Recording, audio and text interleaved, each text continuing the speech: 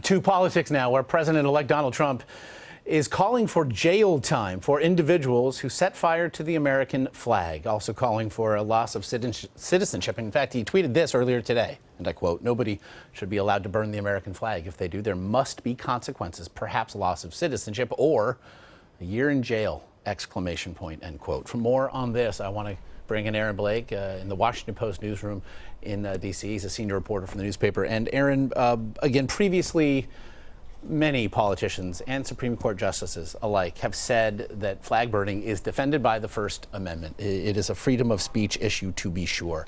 Is there a sense of why Donald Trump decided to make this an issue today? There have been some isolated incidents of flag burning after the election, people apparently unhappy with Trump's election. But this really isn't an issue that has come up much, if at all, in the last 10 years.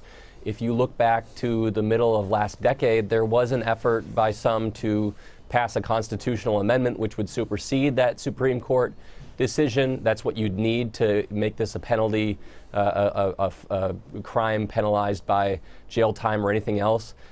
It had popular support, but not quite as much as you'd need to actually get this moving. And since then, it's been kind of a back burner issue as far as our political process goes. Now, I should mention, in 2005, that bill that would have reinstituted a ban on flag burning was co-sponsored by then New York Senator Hillary Clinton. It should be noted. In 1989, meanwhile, flag burning was protected under the First Amendment. In fact, it was the late conservative Justice Antonin Scalia who was a part of the majority back then. I want to play just a bit of an interview with him in 2012 defending his decision in that case.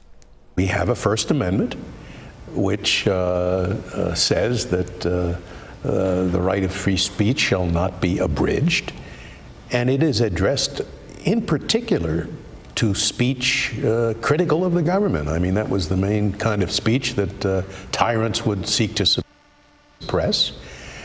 Burning the flag is a form of expression. Speech doesn't just mean written words or oral words. It could be semaphore. Burning a flag is a symbol that expresses an idea. Donald Trump does have a seat to fill on the Supreme Court. He has said he would like that judge to be in the Antonin Scalia mold. What do you make of the discrepancy here? Well, if you look back at that 1989 decision, it's worth noting that it was a closely decided one. Scalia was effectively what you could call the swing vote. It was a 5-4 decision.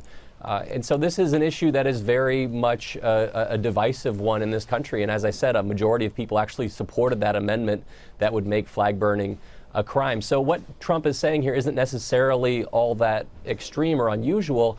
I think where he takes it further is where he talks about a year in jail and specifically revoking the citizenship of anybody who does this. This is another thing that has been outlawed by the Supreme Court.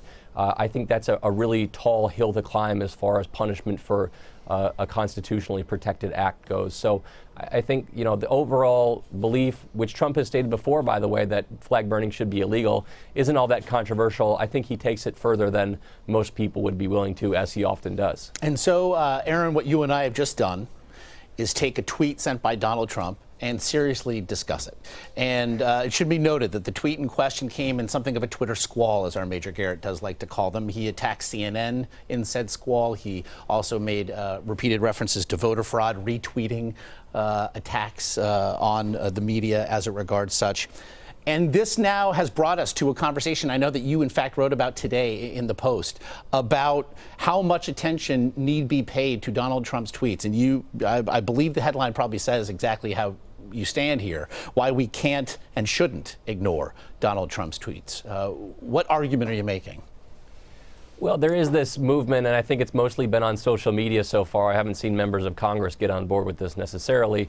But it just says that basically Donald Trump is trying to distract us with things like the flag burning tweet, with things like the voter fraud tweets over the weekend. The idea being that he's saying these things because he knows they're controversial, they'll become big news, and they'll somehow cover up something that's a bigger, more important story that maybe is a bigger liability for him. I'm not sure I buy into that. I think that he's kind of an indiscriminate user of Twitter. He hits back at all of his opponents. He weighs in on everything in a way that we're not used to. And also, I think it's worth noting here that he is the president-elect of the United States. With the presidency comes what we call the bully pulpit.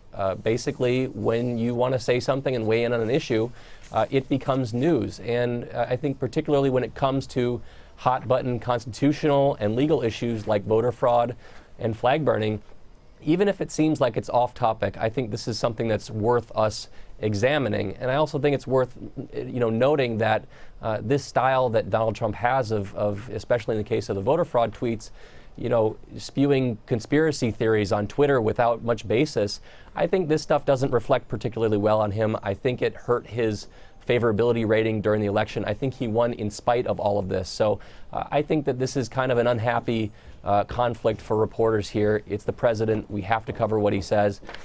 Perhaps we could, make sure that we're giving it as much attention as it deserves.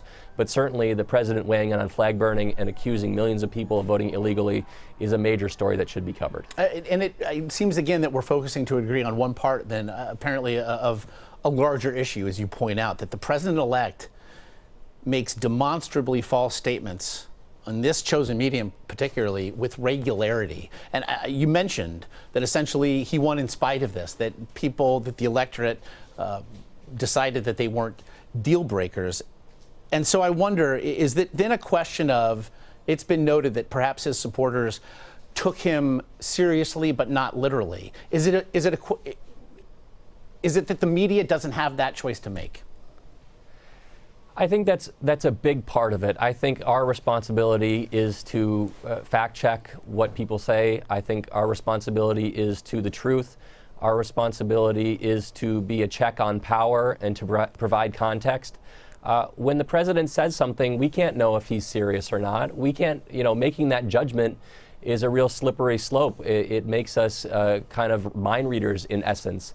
And so this is a difficult situation that we haven't been confronted with before. And certainly we're going to have to readjust as we move forward, given that this appears like it's going to happen over the next 4 years.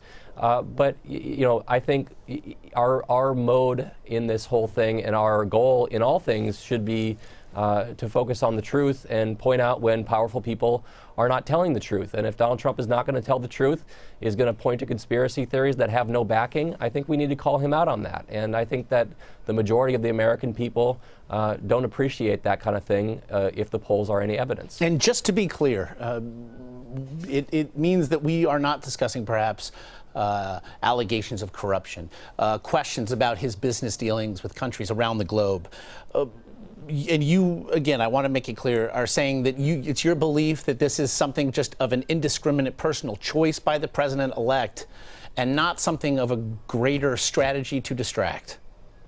I think a really telling example of this was just prior to the Hamilton tweets from last week, which were the big thing, the real thing that got us started on saying, some people started on saying that he's trying to distract us.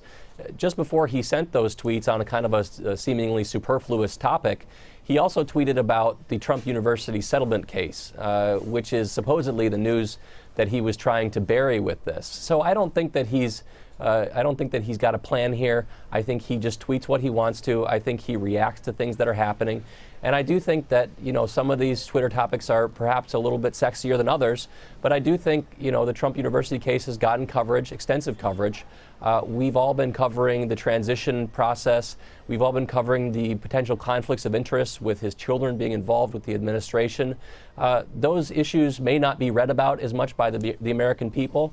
But they're out there. There's plenty of information there, and I think we can walk and chew gum at the same time here. History has always suggested that that people who win the presidency tend to be those who marshal the technology available at the time, and it certainly seems that Donald Trump has done that with Twitter for better and for worse. Aaron Blake in Washington, as always, appreciate the insight today. Thank you.